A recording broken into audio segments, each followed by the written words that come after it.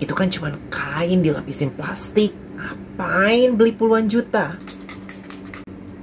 Hai teman-teman, perkenalkan aku Fendi. Selamat datang di channel aku ini. Di sini aku bakalan ngomongin all things fashion, sejarah, berita, fakta, dan juga sedikit bumbu-bumbu gosip. Terima kasih banyak buat kamu yang udah bergabung di video aku kali ini. Dan terima kasih banyak juga buat kamu yang datang dari TikTok aku. Buat kamu yang belum follow TikTok aku, please follow aku di Fendi Fashion Blog. Dan buat kamu yang bertanya-tanya, itu apa sih kayak banyak banget spot di muka aku? Yes, ini lagi musimnya jerawat buat aku. Salah satunya ada di bagian mulut ini.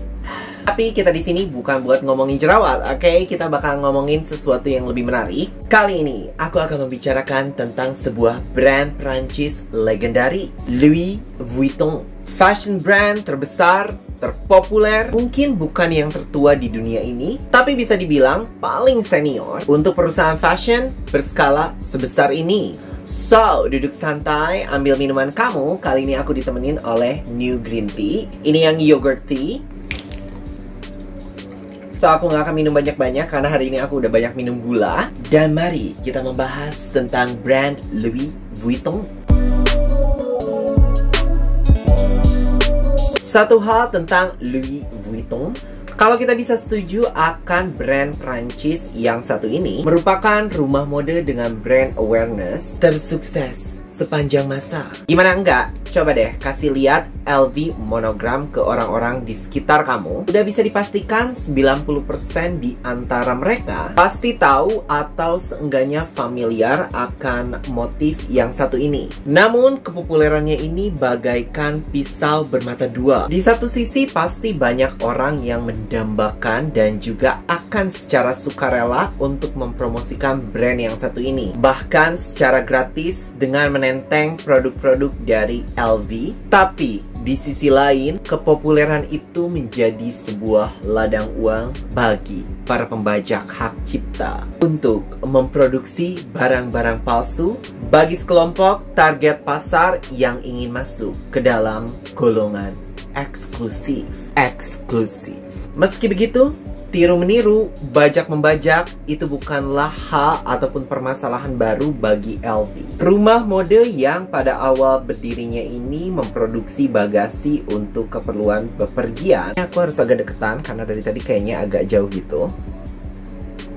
Berkat kepopuleran akan kualitasnya, karya-karya bagasi dari LV telah banyak ditiru. Sebelum penggunaan kanvas monogram, LV memisahkan dirinya serta membangun ciri khas melalui craftsmanship atau keahlian dalam teknik pembuatan, di mana terdapat detail-detail ornamen yang hanya dimiliki dan juga dikuasai oleh LV. Di antaranya adalah bagian samping dari bagasi serta juga quilting yang biasanya ada pada bagian dalam bagasinya. Dengan semakin canggihnya para peniru produk-produk LV, Louis Vuitton terus memutakhirkan desainnya. Salah satu yang paling awal adalah dengan penggunaan kanvas Trianon berwarna abu-abu untuk membedakan produk-produknya dari barang tiruan. Masih terus dibajak, LV kemudian memperkenalkan kanvas bermotif garis-garis hingga pada akhirnya sang pelopor fashion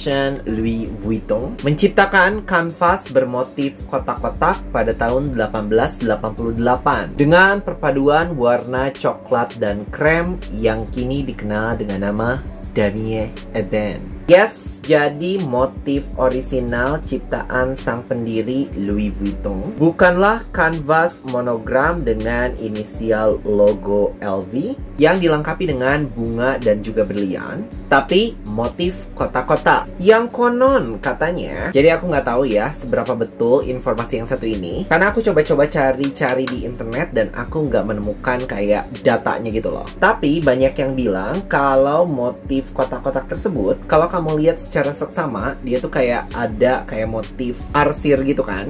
dan itu tuh katanya dilukis satu persatu dengan tangan. So ya, buat kamu yang tahu kebenaran atau mungkin fakta dari informasi tersebut, boleh kamu langsung komen di bagian bawah. Strategi ini tak hanya berhasil membedakan produk-produk dari Louis Vuitton, tapi juga menjadikan motif yang satu ini menjadi salah satu ciri khas yang paling dikenal dari brand Prancis legendaris ini. Tak lama setelah kepergian sang pendiri pada tahun 1892, putra dari Louis, Georges Vuitton, barulah menciptakan serta memperkenalkan motif monogram yang kita kenal saat ini pada tahun 1896.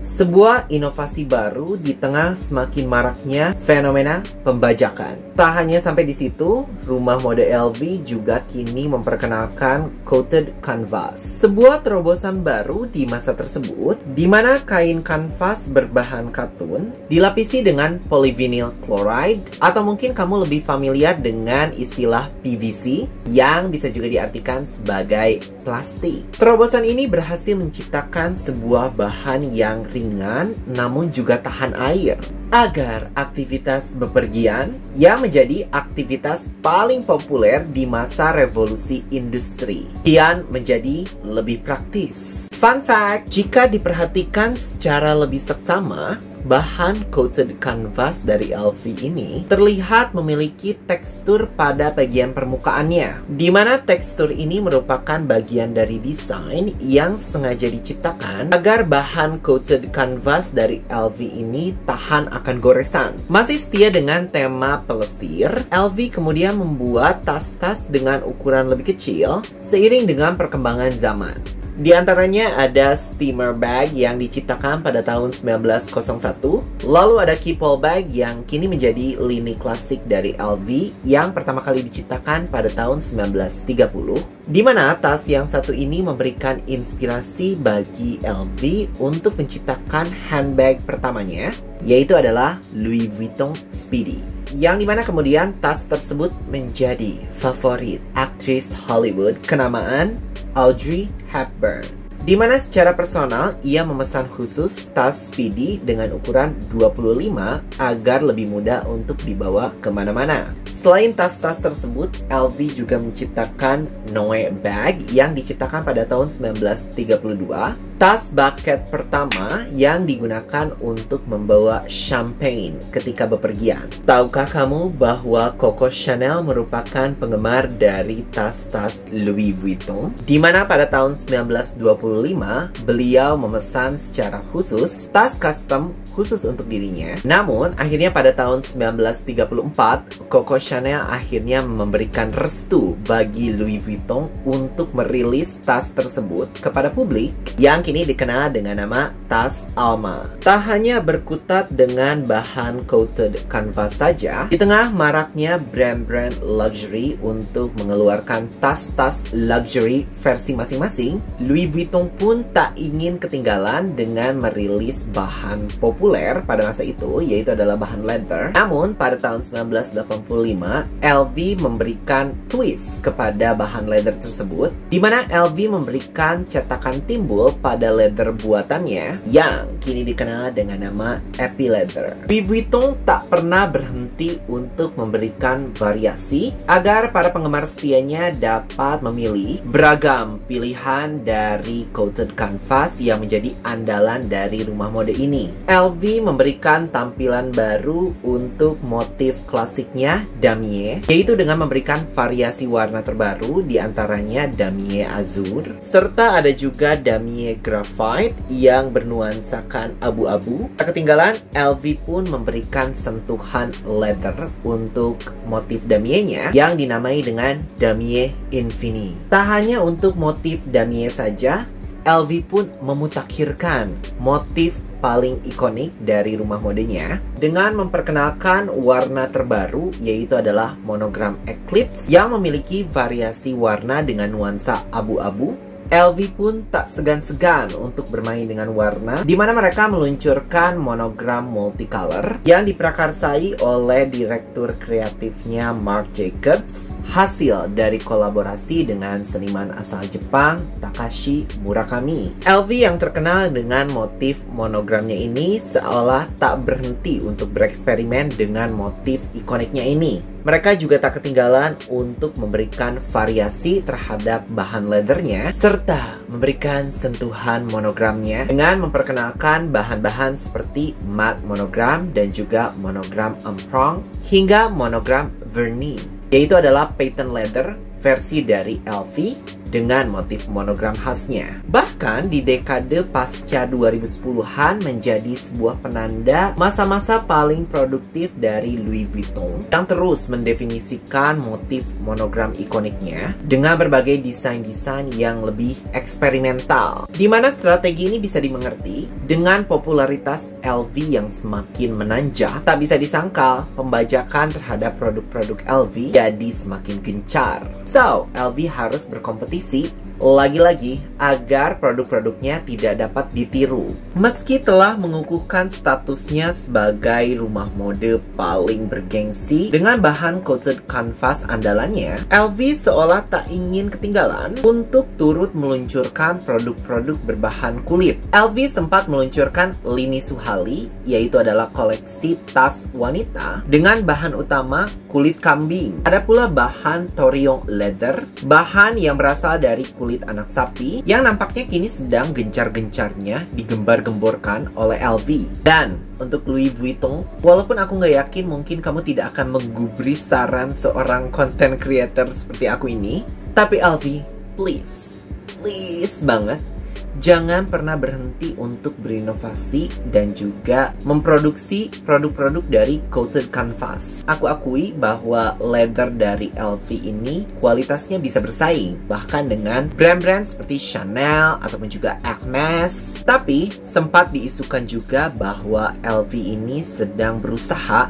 untuk mengurangi produk-produk coated canvasnya, di mana strategi ini mungkin dilakukan agar produk-produk coated canvas andalannya ini tidak terlalu menjadi umum sehingga kehilangan unsur kemewahannya di tengah masyarakat. Tapi di sisi lain, strategi ini juga dikabarkan adalah untuk menggenjot produk-produk leather dari LV.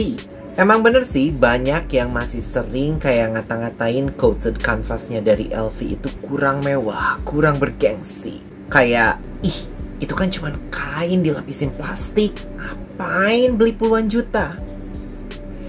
Tapi dengan nilai historis dari coated canvas yang begitu mendarah daging di Louis Vuitton, menurut aku justru ini menjadi kesempatan bagi rumah mode Prancis ini untuk membuktikan bahwa bahan andalannya ini memiliki nilai yang tidak kalah dari bahan leather. Justru ini bisa menjadi sebuah kekuatan yang membuat LV tidak tertandingi.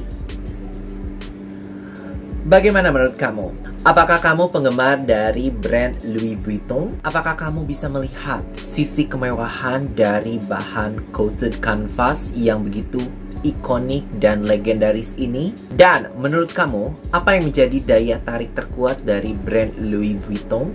Coba tinggalkan opini kamu di bagian komen. Jangan lupa untuk like video ini dan juga subscribe ke channel aku untuk video fashion lainnya. Kalau kamu mau konten-konten lainnya seputar fashion yang juga nggak kalah menariknya, follow juga TikTok aku di Fendi Fashion Blog yang aku update secara rutin. Demikianlah video aku kali ini.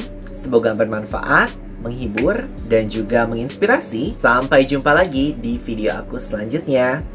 Bye-bye!